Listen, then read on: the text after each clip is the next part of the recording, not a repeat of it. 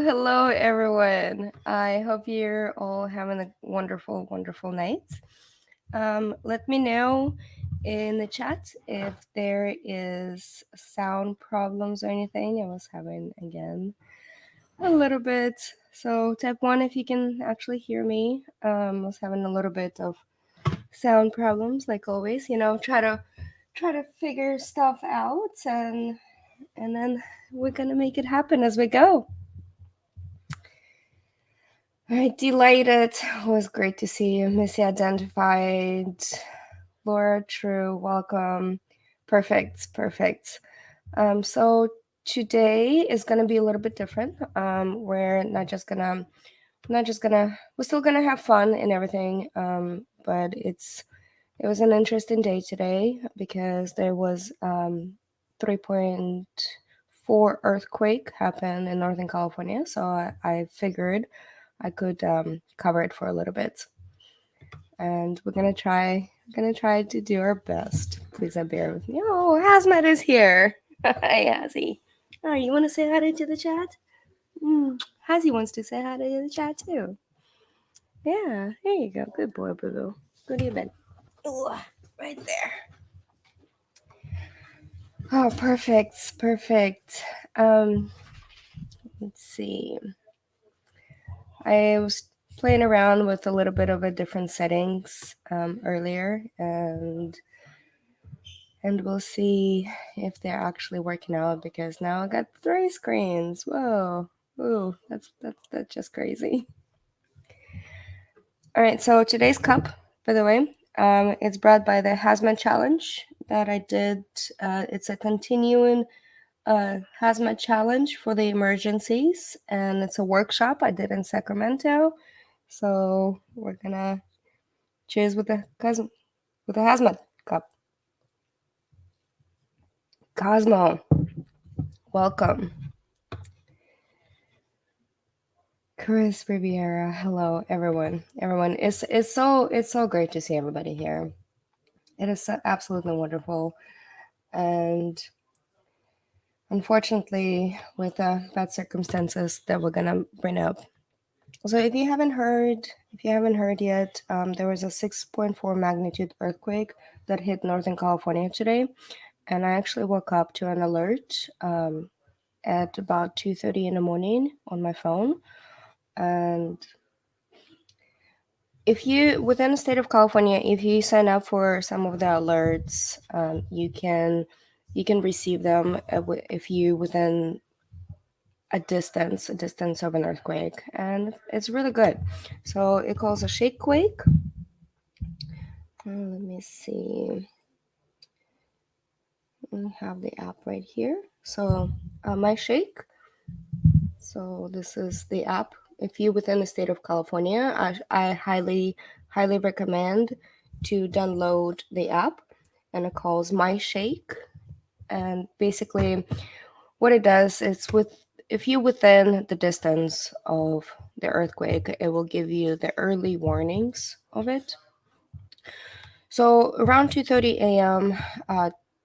Tuesday, well, Pacific time, Tuesday today, and near Eureka, California, and Hubble County, there was an earthquake. It's 6.4 magnitude. Unfortunately, we have 2 deceased and 11 injured as of right now. And we're going to go over it in a little bit. I do want to cover a press conference that CalOES, which is California Office of Emergency Services, did today to give a little bit more of insight of what the earthquake actually looked like. And we'll go over some little maps, and we'll go over some USGS maps. And also, I do want to watch a video. Want to show you a video what if the large earthquake hit California and what it's going to look like. So one of the reasons I am covering this type of topics is because I am certified emergency manager. I have all of my certifications, international and international, federal, and state certifications for to cover any type of emergencies and how do you respond to it and what do you do within the Emergency Operations Center. So we're going to try to make it a little bit more professional and see where it goes today.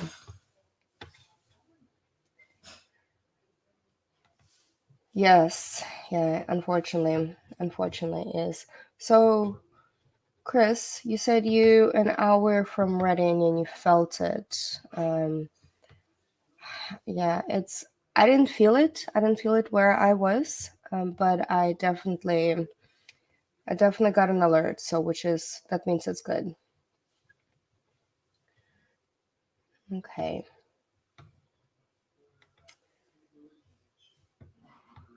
Yeah. So one of the things, California has a lot of earthquakes, and usually if it's 3 or 3.0 or 4.0, a little bit above, and we don't really report it, it's like, oh, yeah, I felt it. But when it's a larger one, and we'll go over a little bit of how the earthquakes actually operate and on a Richter scale and what is Richter scale, as in like why are they classified by different points and what is the significance above 6.0 earthquake. So I did wanted to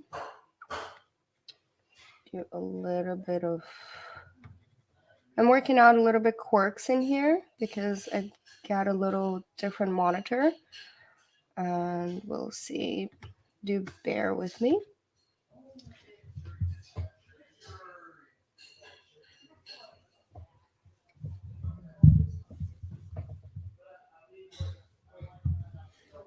Okay. So first of all, we wanted to hear California Office of Emergency Services update.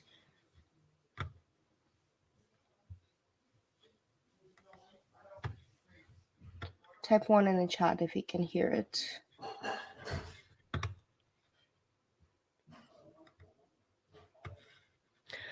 So California, CalOES, which is California Office of Emergency Services, they are state hub for all of the different emergencies that are happening within California.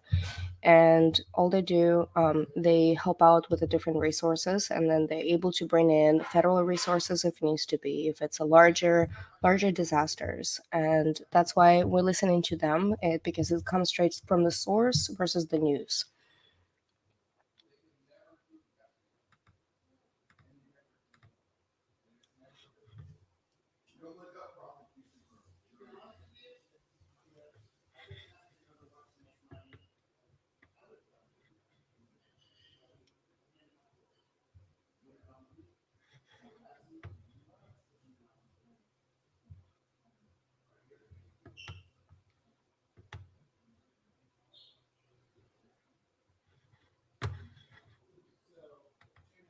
Okay, you cannot hear it. See, and that's why I have you guys over here to help us out, to get it a little bit of a different software going. Okay, let's see. Hello, motivated one-legger. Welcome, welcome. Let's see what we can do. Okay. I'm gonna remove this really fast and stop the screen, and what we're gonna do is just reshare the screen and hopefully type 1 in the chat if you can hear it, because like I said, I'm trying out different software. I know it's probably not the best time to do it, because it is a very important topic, but sometimes when you're starting out, you have to have a little quirks, and you know how it goes. I'm not one of the largest YouTubers out there. So at the beginning of the stream, they were just getting ready, and it's actually coming directly from the California Office of Emergency Services office, and it's their Emergency Operations Center. Hopefully you can hear this right now. Type 1 if you can.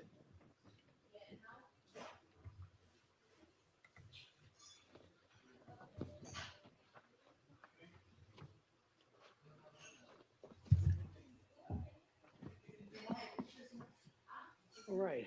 Well, good afternoon, everyone. Thanks for coming in and spending a little time with us. I'm Mark Delarducci. I'm the director of the Governor's Office of Emergency Services here.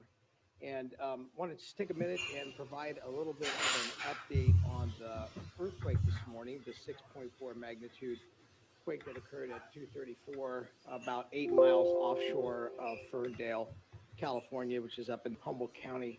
Um, uh, Obviously, a relatively strong earthquake, and it was felt widely as far east as Redding and as far as south as in the Bay Area.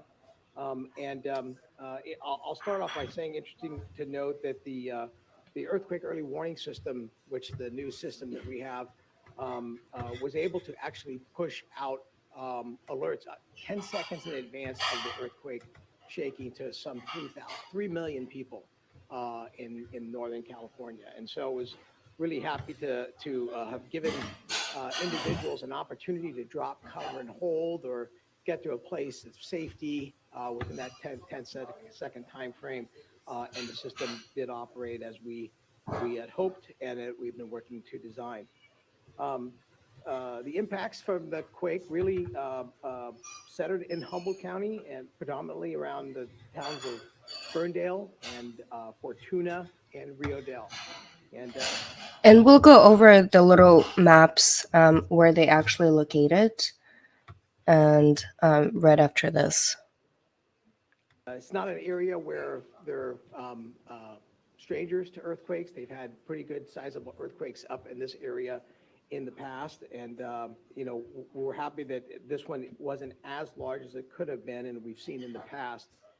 But still, we have seen this one resulting in, you know, damage, both structural and non-structural. When I say structural damage, we're talking about damage to homes, damage to critical infrastructure and lifelines, so water, power, and gas lines. At this point, there's some 71,000 people that still are without power, and PG&E. We're working closely with PG&E to get that power restored up into the area and making sure they've got all the resources to be able to do that. And non-structural damage, where what is non-structural damage? It's just things like your plates, your bookshelves, your TVs, your things that are on the shelf that could fall over that aren't bolted down. They're non-structural, and unfortunately, it's the non-structural items that create a danger for people. Short of a house collapsing on you or a building collapsing on you, the potential for having a bookshelf fall over or something come over and injure you is high. So we have had some injuries as associated with this particular event. We're still assessing the total numbers. Have no confirmed reports of fatalities as of yet, but we do know that we've had some injuries that range from minor to moderate, and most of those.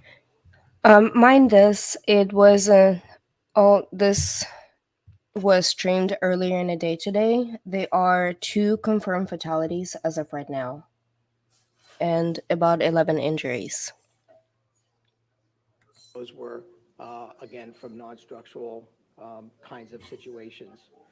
Um, and the infrastructure, and we'll talk about, I have a few speakers here today. We'll talk about some of the infrastructure, both damage to roads and bridges, which are obviously critical lifelines in the area and have sustained some damage and are being inspected currently.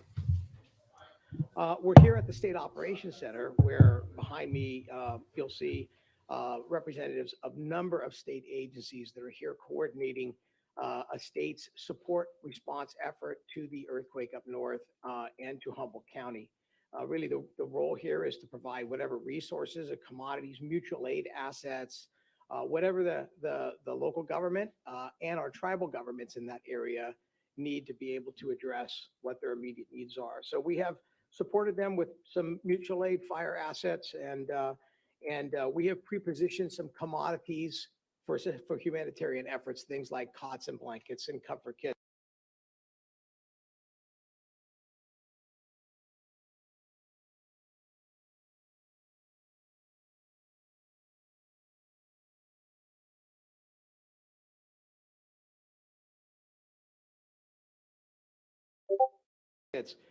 should they be needed as the day goes on. We know that there's a storm coming in. We're working closely with the National Weather Service, and we're monitoring the circumstances there for individuals that may be out of their homes as a result of this. And we want to make sure American Red Cross is directly involved, and if there's sheltering systems, there are sheltering items that are necessary or opportunities that is taking place as well. That damage assessment will be ongoing through today and into tomorrow and the next few days.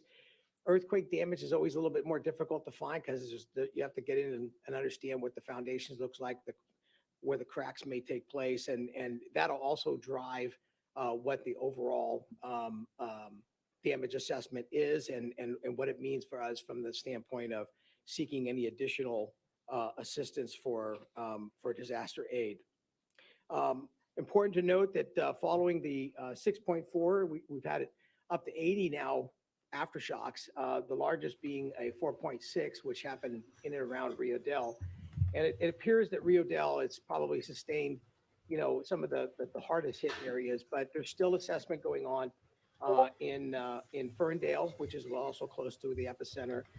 I guess I was muted a little bit earlier. So what I wanted to say is to understand what the mutual aid is, and is basically having multiple jurisdictions, multiple agencies are helping out each other and providing any kind of resources that they needed to get the people out or assess any kind of damages.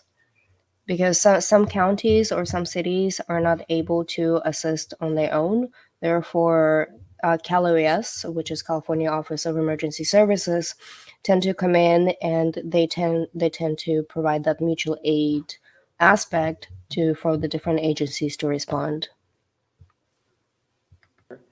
And we do know that there were some water main breaks and other kinds of things in the town of Fortuna.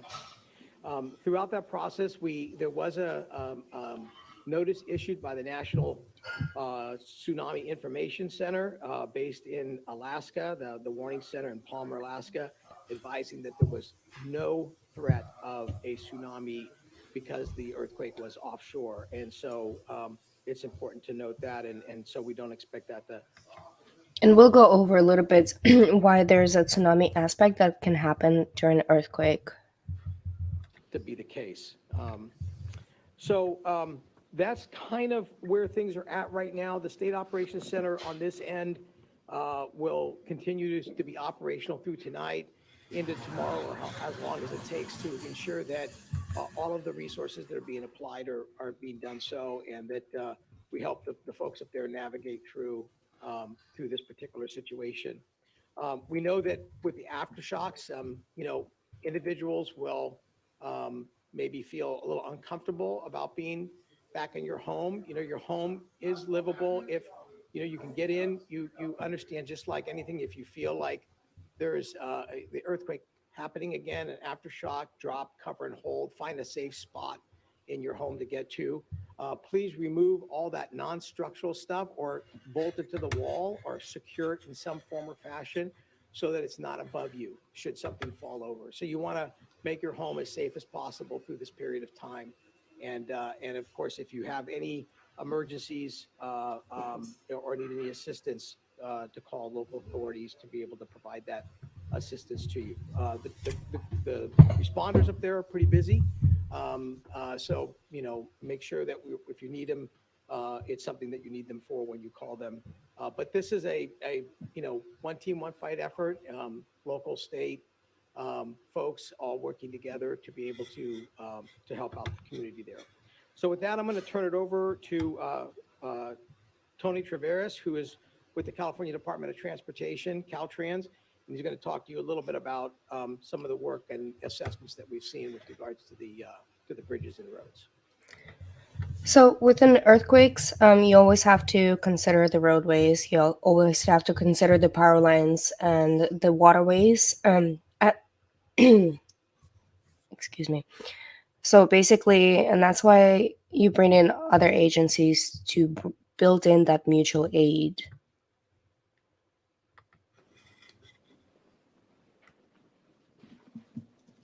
Thank you, Director Gilorgici. I'm Tony Tavares. I'm the director for the California Department of Transportation, Caltrans.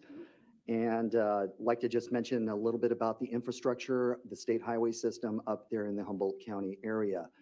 We have dispersed a almost dozen-person strike team to go out, inspect all the bridges, the major structures, and the roadways throughout Humboldt County. We have bridge engineers, we have specialized engineers, and bridge inspectors that are helping us with this work. So far, we've identified one bridge, the Fern Bridge, which is on State Route 211, connects Ferndale to US 101, which has suffered some damage. With that bridge, we have traffic closed at this time on that bridge. We are allowing emergency vehicles to pass across that bridge through traffic control. I also want to mention that I've issued a $6 million emergency director's order to the District 1 director in that area to bring a contractor on board as quickly as possible. We have selected Myers and Sons to be that contractor. They are currently mobilizing their equipment and their resources and personnel to actually be on site by later today and begin the reconstruction work on that bridge. Most likely, just my thoughts going forward, most likely we will shore that bridge and get it ready and open to public traffic, and then commence with the final repairs of the bridge. Also want to mention we are working very closely with regional and local authorities up there on the inspection of their facilities as well. This is a one-team effort, as Director Gillarducci mentioned. I'm going to speed this up just a little bit because they're talking about the different bridges and different failures of the bridges. Caltrans has various facilities in the area. We are making those facilities open to bring in resources to assist with any of the needs of Humboldt County. So we're working very closely with the state agencies to bring in commodities and other. Hi, Drew. Hi, Byron. my friend Hi, Drew. Hi, H Byron. Tunes right over here. Nick, say hello to the chat. He's stream sniping me right now, like I did him multiple times. I'm here for Zanny. I'm here for Zanny, and I'm here for Hazy. Hi, Hazy. Hi, beautiful Zanime chat. I'm gonna go smoke a cigarette. I will be back. Okay. Hi. Oh, anyway, I'm sorry I interrupted your conversation. No, we were watching the press conference from Calaveras. Shh. Pleased to meet you, Byron. Pleased to meet you, Drew. Pleased to meet you, Dee, and the beautiful family of the Zanime and Hazy show. He's a sweetheart. I cook tacos. Another YouTuber. No, I'm not. No YouTube. I've never streamed in my life. Items that may be needed for the people of Humboldt County. So with that concludes my comments. I'd like to turn it over to Cindy Pridmore of the California Geological Survey. that is USGS, and basically what they have to assess everything with all the tectonic plates and all the faults that have been moving.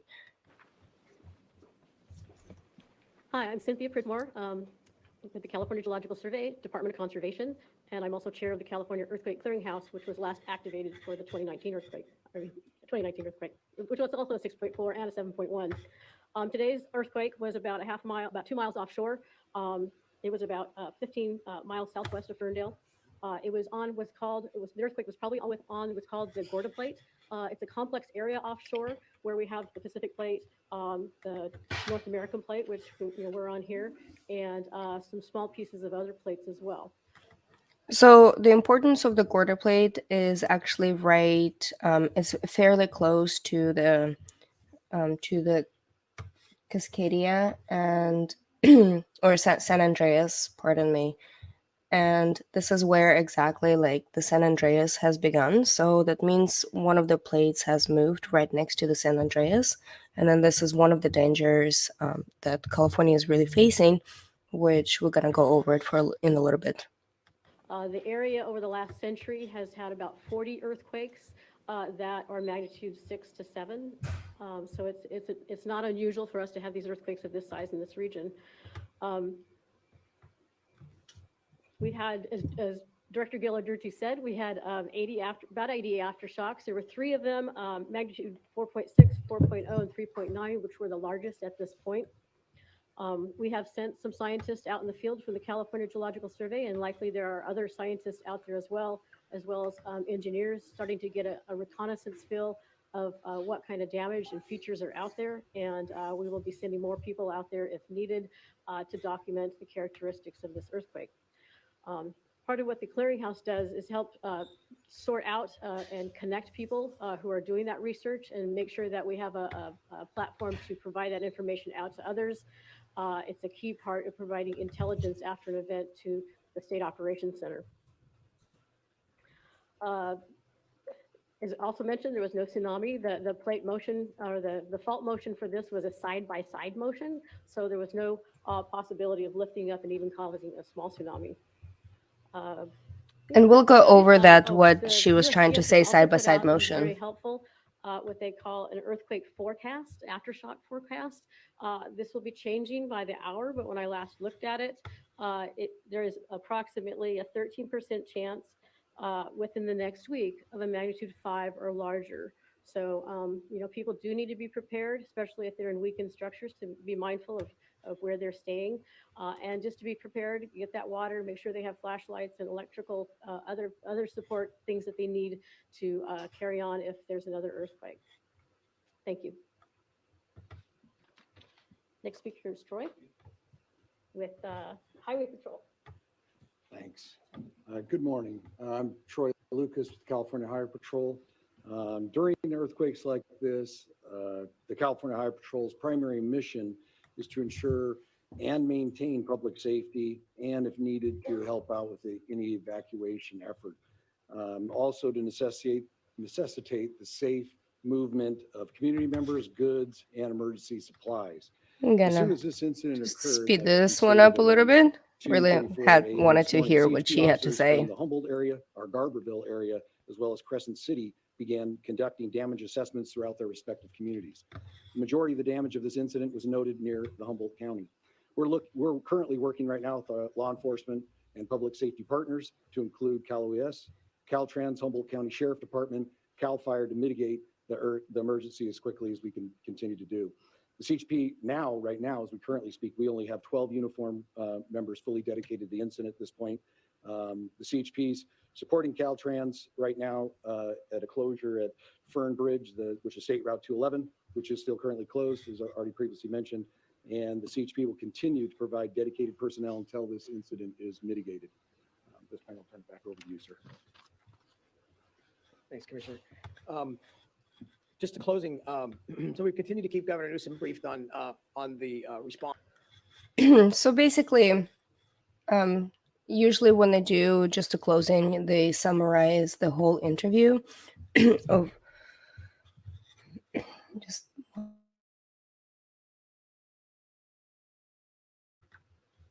I'm having some voice issues today. It must have been the tacos that I ate earlier. They were absolutely wonderful. Let's see. So what they do within summarizing, they just say exactly all the efforts that has been done and to help out anybody else that's within the area. So this one is kind of explaining what really happened today, and we're going to go in a little bit detail. In the small town of Ferndale, damaging homes and roads. The 6.4 magnitude quake also cutting off power to tens of thousands of people. Eyewitness News reporter Carlos Grando is here with why seismologists say this area is susceptible to even more powerful quakes. Carlos. Well, that's right. As you said, at least 2 people are dead as a result of medical emergencies related to the earthquake, and another dozen people injured. The small community of Ferndale and the surrounding areas were hit very hard, and they woke up without power. They're still assessing the damage. As you walk down one street in Fortuna, there's damage to many buildings, glass shattered, and officials say there are also homes knocked off their foundations or partially collapsed. The earthquake hit at 2:34 this morning. It felt like I was in a tornado. My house is on posts and piers, and it completely moved in circles. It was pretty terrifying. It was loud. It's just scary, 100% scary.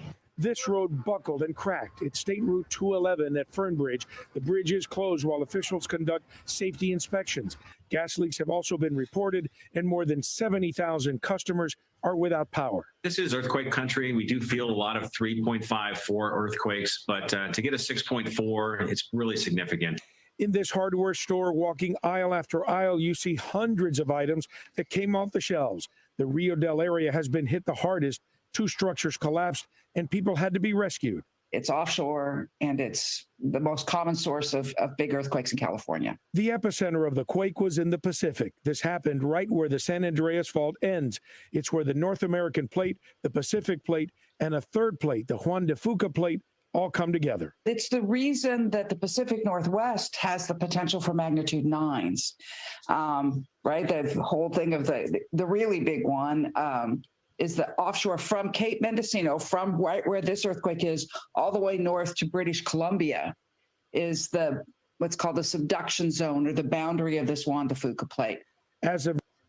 And more than 80 smaller aftershocks, as powerful as a 4.6 magnitude, have struck the area since this morning. Officials say this is the most significant earthquake that area has seen in about 11 years. Yeah, so actually about that, they're about a year ago is on exact date, this area received another earthquake, but it wasn't as significant. So I wanted to show you exactly where it's located. So you have the San Francisco, Sacramento area, Redding area. So the Humboldt County is right off the coast. So this is around here is the Humboldt County. And so Eureka is right over here.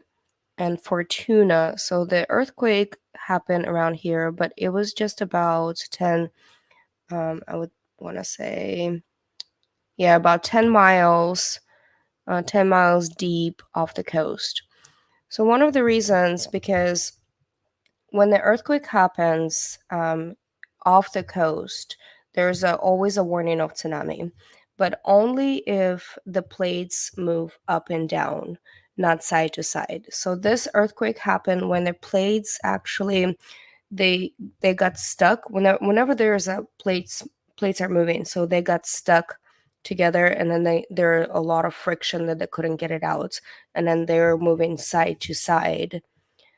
When it's moving side to side, the water that is atop of the plates does not move up and down, because, and I have a graphic that I really wanted to show it to you, and we're going to get to it in a minute, how the tsunamis actually develop when the earthquake hits.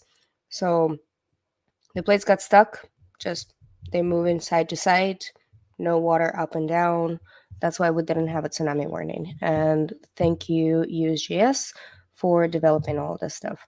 So actually, speaking of the local tsunami warning, there are different product sources, and there's actually a team of researchers from University of Oregon and University of Washington is developing a tsunami early warning system using data from network from about 1,600 global navigation satellite systems and different ground stations. And basically what they do, they track the tectonic activity, which is detected by these ground stations at the ground movement.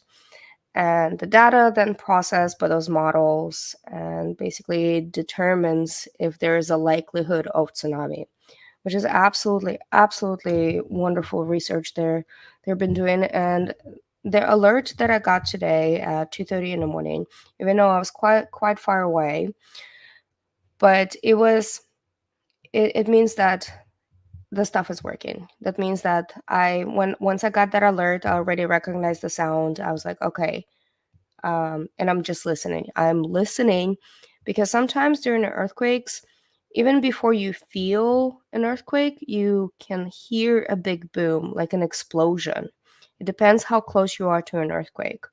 So you can hear a big explosion of like either it's just the way that's moving or anything that's happening around the area.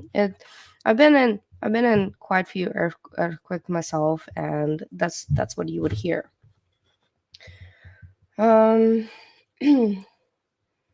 So just wondering if you have any comments as of why I've been implicated in. Okay, we are not talking about this whatsoever because it's been done and over. We are actually here to cover the recent earthquake that happened within California. So if you do have questions about that, I'm sorry, I'm not going to answer those questions, but you're more than welcome to stick around and talk about the different earthquakes and how they are operated. Okay, so let's see. We already saw that one. I have so much stuff to plan for you. Okay, so the USGS website.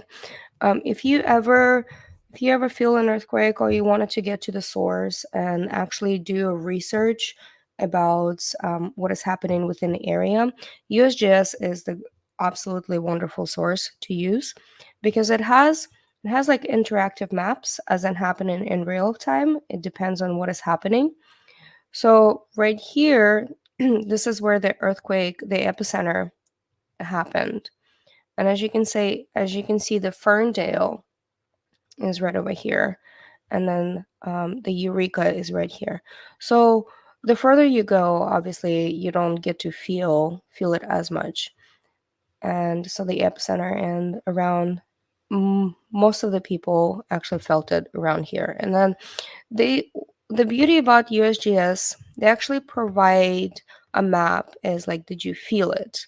Because all the people would report it through this app that they developed and then they pushed out. If you download the app, you can actually submit it if you felt it or not, and that's another way they can gather data by all of the people resources. So as you can tell, it got felt. There's a better app for just for a little bit. This one. Intensity. Okay, so as you can tell by this one, it was felt all over the Bay Area in certain parts and not, and the intensity obviously radiated around this area. And so some of the San Francisco areas felt, but with the movements, with the earthquake movements like this, you always want to worry about aftershocks of the earthquake, and we'll get into that in a second about the Richter scale. And you'll always want to think about, okay, is it going to stir up any other earthquakes, any other faults?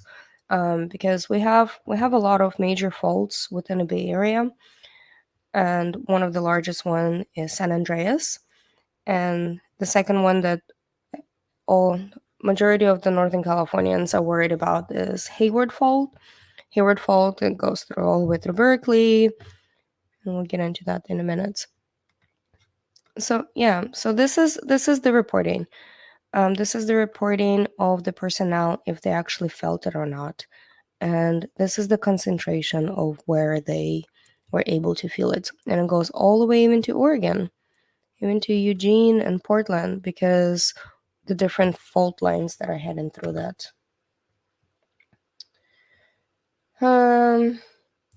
Drew Younger, I know it's not over because trolls will be trolls, and I'm not going to block you. I'm gonna leave you in a chat in here because I have nothing to say and I don't watch anybody else's channel anymore about all of this stuff because we have been through all of this drama. And if you ever want to do your own research of what actually happened, why I got blamed with that, then you're more than welcome to. We are moving on to earthquakes and having fun on the porch side. And we're going to have a Christmas time or the holiday special very soon. I believe it's going to be the Thursday or Friday, most likely Friday. So yeah. All right, so let's get back into let's get back into my nerdiness over here, because this is what I actually love to do. I don't know if you guys notice it. Okay, so tsunamis. I wanted to show you this right here, how the tsunami is developed with an earthquake, and it's a very, very interesting topic. Like I said, it could be dry topic to some other people, but it's extremely interesting topic to me. But if you love it, you're more than welcome to stick around.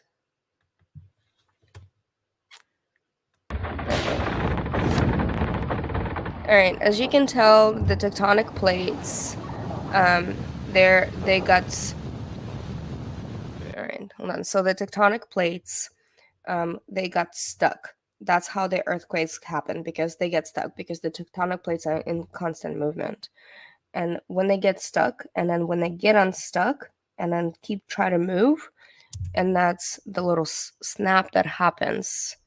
But with this one, it was just side to side.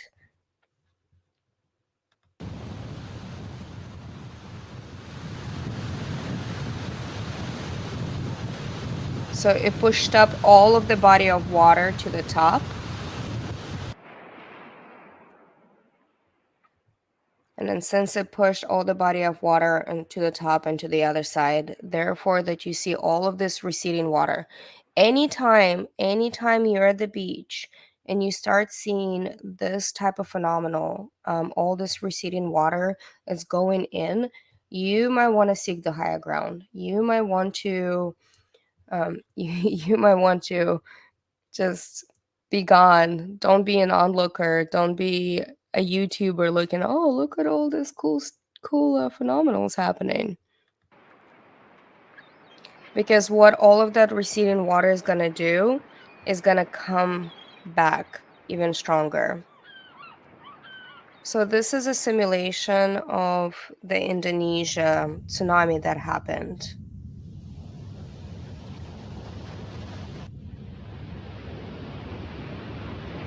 As you can tell, the force and everything is just rushing through.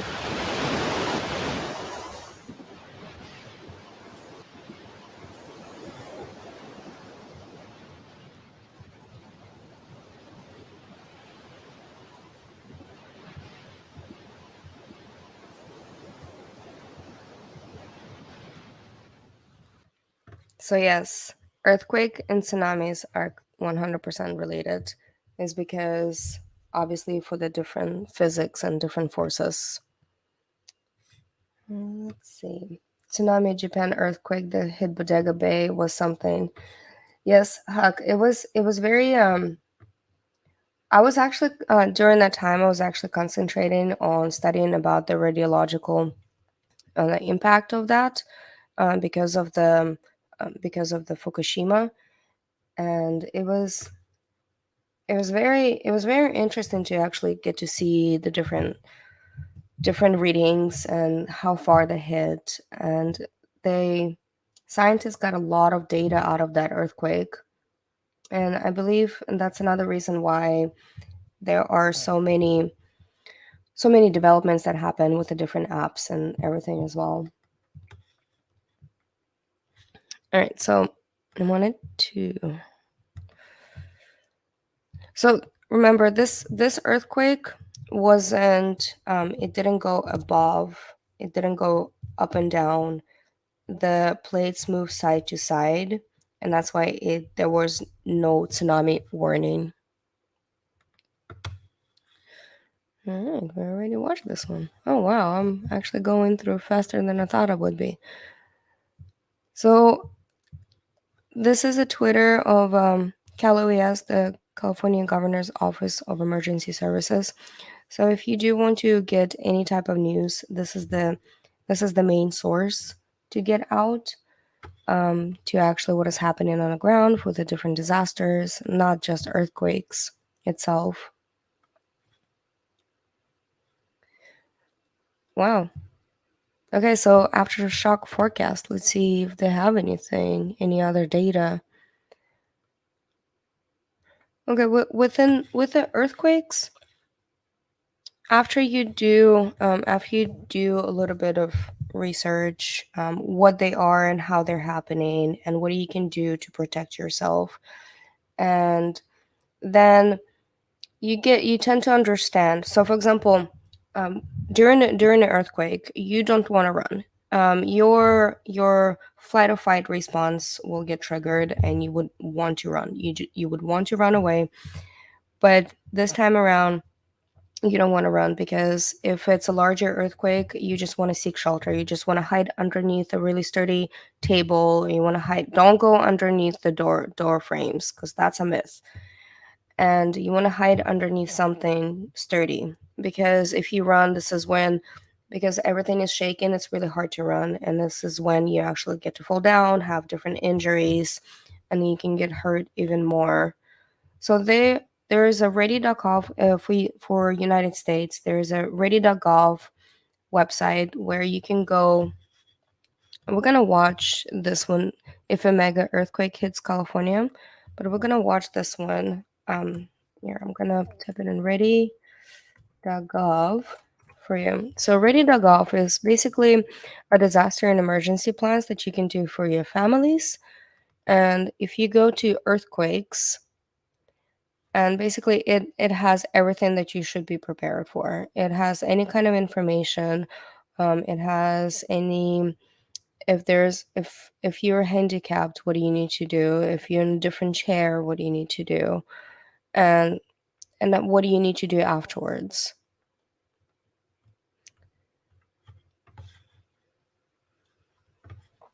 Let's see. Okay, so I wanted to watch this video. It's really, really interesting. Well, it's interesting to me. And thank you guys for 9 of you sticking around. And I wanted to make it as technical as possible so we don't get bombarded with hundreds and hundreds of people. This is by the way, this is a stream of me practicing as well to see what I can improve upon, because this type of topics are very, very passionate. I'm passionate about those type of topics because it is my job, it is my education, and I wanted to see how I'm able to better convey those topics. And thank you all for sticking around for that. Even though it is absolutely tragedy that we unfortunately had some fatalities, but that's what happens with a lot of natural disasters. It's one of the expectations that you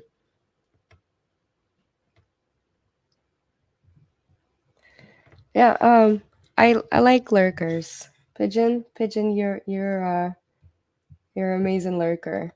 Vivian, welcome. We're about to watch. We're actually going to end the stream pretty soon, because I wanted to keep it an hour. But before the ending, we're about to watch what if it's a large earthquake that hits. Before we actually watch this, I did wanted to talk about the Richter scale. So the Richter scale, and I'm gonna look it up really fast so that way you can guys to see it. Richter scale. All right.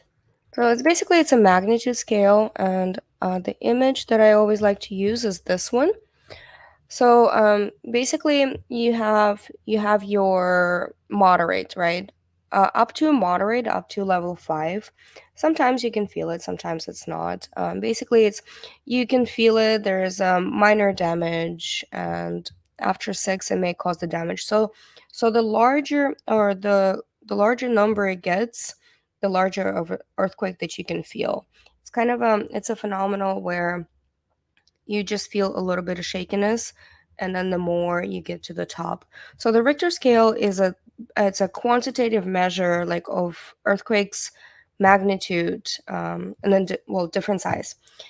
And it was devised by 1935 American seismologist Charles Richter, and and his counterpart, I cannot remember his counterpart's name, but the earthquake's magnitude is basically determined like logarithm of amplitude, with amplitude is height of the largest seismic wave calibrated, and to scaled by seismograph.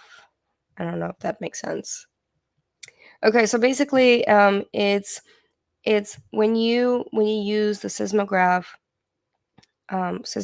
right? And it goes like, if all of you saw that little things, and then the Richter scale will go further and further and further.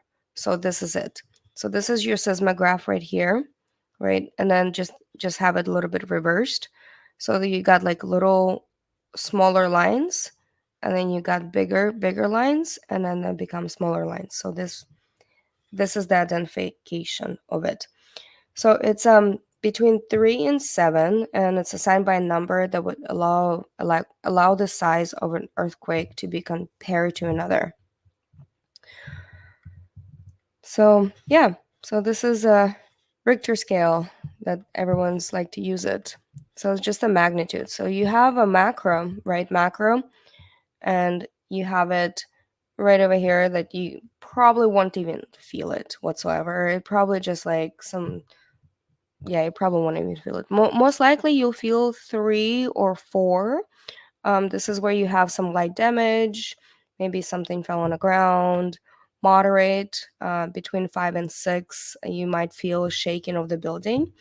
And as the energy builds up, you get between 6 and 7. This is where it actually is really strong, where you can have some structural damage to the different buildings.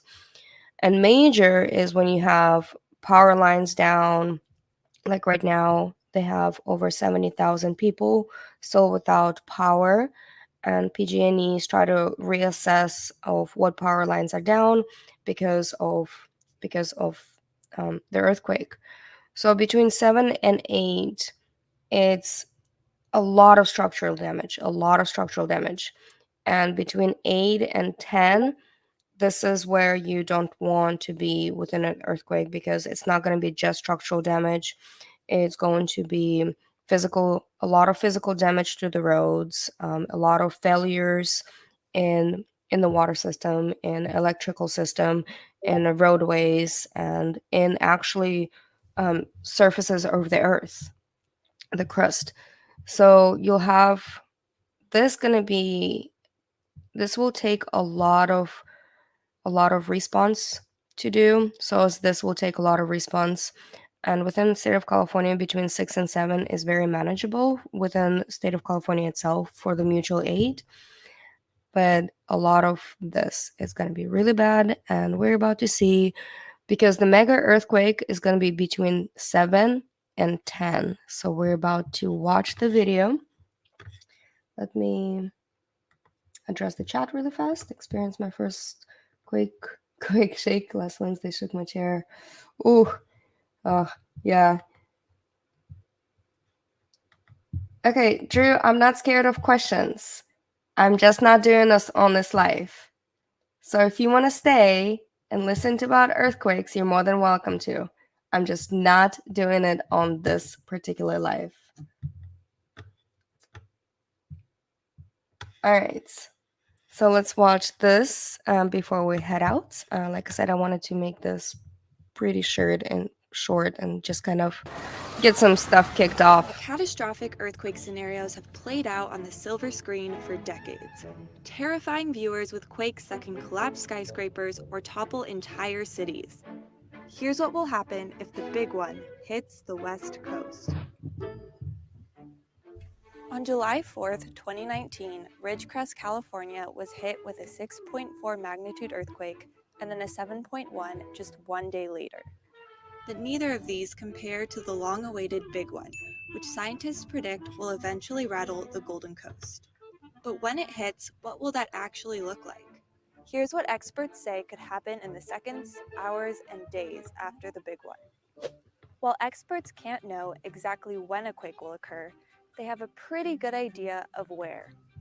California is located in a hot zone of fault lines, the most notorious of them, the San Andreas Fault.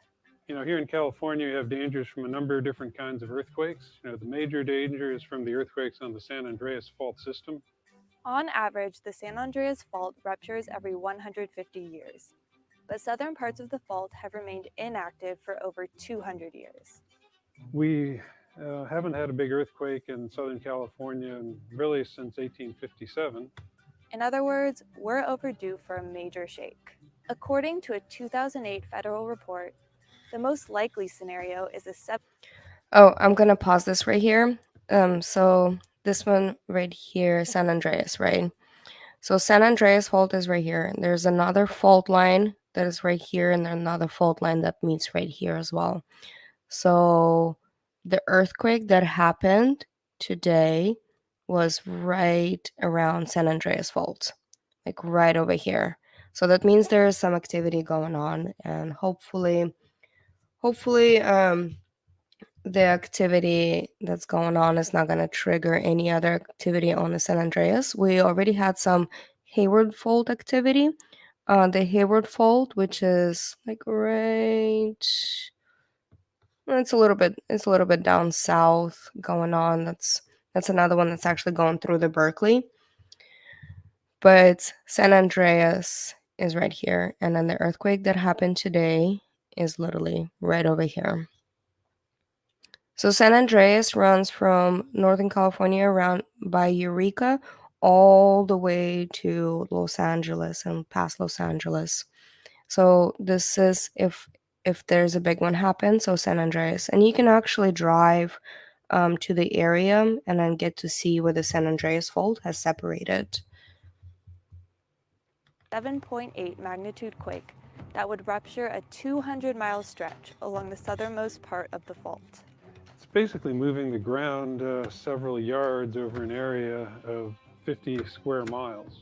So, the power of magnitude 7.8 earthquake is probably close to the power used in the whole state for a year. Basically something that we as a civilization have trouble creating with short of like a nuclear explosion.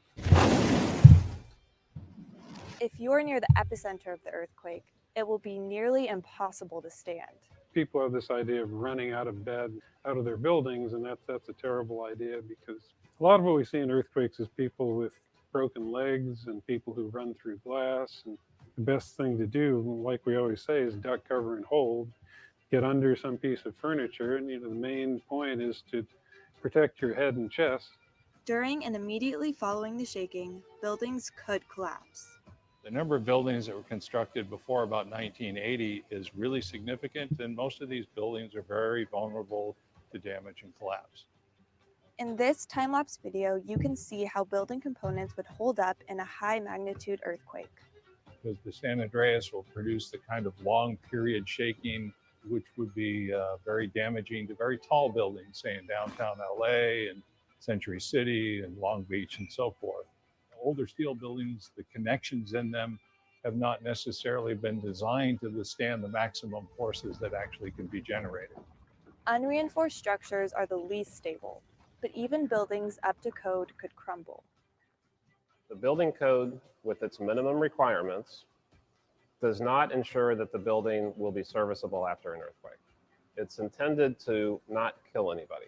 There's a sense that if it's modern, code designed, it's earthquake proof and everything should be great. That is actually very true. I don't know if you guys remember in Florida when there's two apartment building collapsed, is because there was not a lot of maintenance going on, and there's just so much more that we can actually go over. I think I have a report somewhere we can pull it up. But so within state of California, there are stricter and stricter building codes that are becoming, and especially for the bridges that they're building and upgrading the older bridges. It's because, well, everything's happened from La Lorma when it happens in the 80s. There's a large earthquake within the Bay Area. And after that, there's a lot of reformation that happened for the earthquake response. So building codes are very important. But that's not the reality. 5 steel high-rises could collapse completely, while 10 others will be red tagged or unsafe to enter. And no, the quake would not cause a tsunami, despite what movies would have you believe. To trigger a tsunami, it takes an earthquake that moves the ocean floor. And most of the San Andreas is on land. So there'd be a little bit of waves generated from San Andreas earthquake, but nothing that would be dangerous. The quake could kill about 1,800 people, and leave 50,000 or more with injuries. While people could die from falling debris and collapsed structures, the highest death toll would be from fires. Historically, the biggest hazard from earthquakes has been fire. In the 1906 earthquake, there were 3,000 or 4,000 people who were just caught in that wave of fire that swept through the city.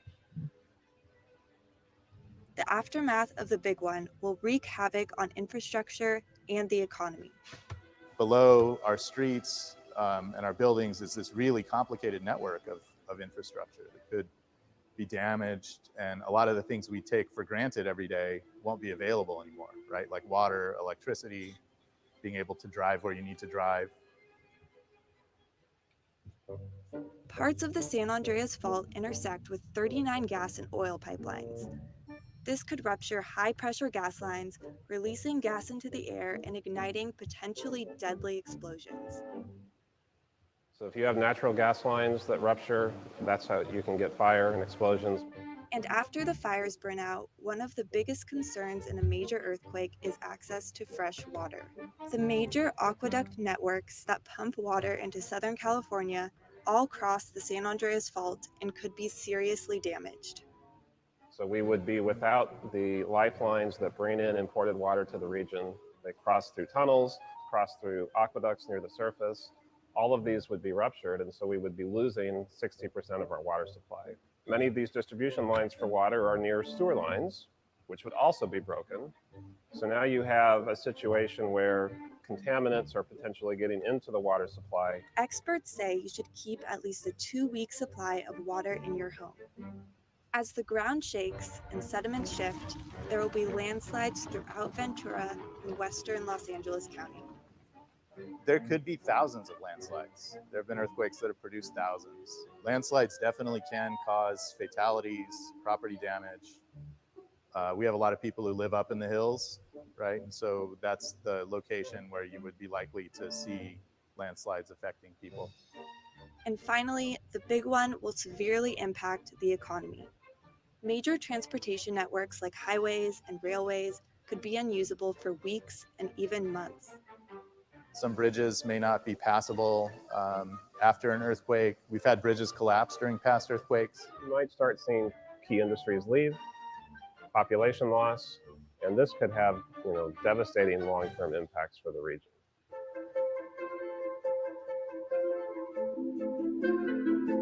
The estimated financial cost of the big one is a whopping $200 billion, with $33 billion in building damages and $50 billion in lost economic activity. This all sounds pretty bad, but keep in mind that this is based off of a worst-case scenario. The true impact of a major earthquake is based on a range of unknowable factors. Also, smaller earthquakes on faults directly beneath major population centers are a serious concern. But the worst case earthquakes are hard to predict. That earthquake in Japan in 2011, their cost almost entirely came because their nuclear power plant melted down. It's very hard to predict what's going to fail in a big earthquake. So, how can Californians prepare for the big one? Really have a plan in place. Where are you going to meet? What are you going to do? Have water ready. I have a 55-gallon drum full of water. There's some chemical additive I put in it, so it's potable for 5 years. 55 gallons is the right amount for I have a family of 4. That'll last us for 2 weeks. Canned food, you have to be ready. I would say it's best just to plan to stay sort of where you are. Getting out of LA is bad enough without an earthquake, right? Traffic's already terrible. If roads are closed and people are all trying to leave, it's going to really be bad.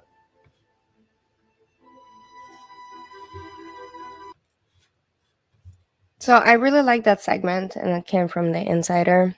They actually did quite a few research as well, so I will not show you guys anything that's not relevant or not haven't researched yet. So I wanted to show you some of the fault lines that are actually in Northern California. So let me see. Okay, so San Andreas, well, obviously there's quite a few other smaller fault lines around here. Let's do Bay Area. There you go, San Francisco Bay Area. right? So San Andreas, it runs all the way down south, right? Then we have San Giorgio right here. But this is a Hayward fault line. So Hayward fault line starts within a San Pablo Bay, right over here, and it goes all the way down. And this is one of the fault lines that is actually, they keep saying that it's overdue for an earthquake. And then you can see within Berkeley, so the Berkeley is located like right around here. The Berkeley University, actually, you can see how the fault line is moving because it's sitting right on the fault line. And it's very interesting to see the brick, the way it splits in the middle and everything. It's like it just, you can see the splitting of it. You can see the movement of the fault line. And so the Berkeley University partner up with the USGS to do a lot of research just based on that specific area, which is very, very, very interesting. So I think that's all I have for you today. And we talked about the Richter scale. I mentioned earlier on a stream. So the cup today I have is a Continuum Challenge Hazmat Emergencies class that I took. It's a hazmat workshop in Sacramento. So you got all the different pipeline identifications and everything on the cup. So I figured it's a little bit more appropriate for this kind of topic. And hopefully they don't have any more other damages. As they mentioned on the video, the damages that can be caused, it's not just by earthquake itself, it's actually structures that we have built around the fault lines, the water lines, the structural damage to the buildings. All the people are trapped within the buildings, and how long it's going to take to rebuild everything, and is the building savable, and does it have to be demolished? So all these other businesses that are involved in the areas as well. So thank you, Pigeon Mac. Thank you so much for coming.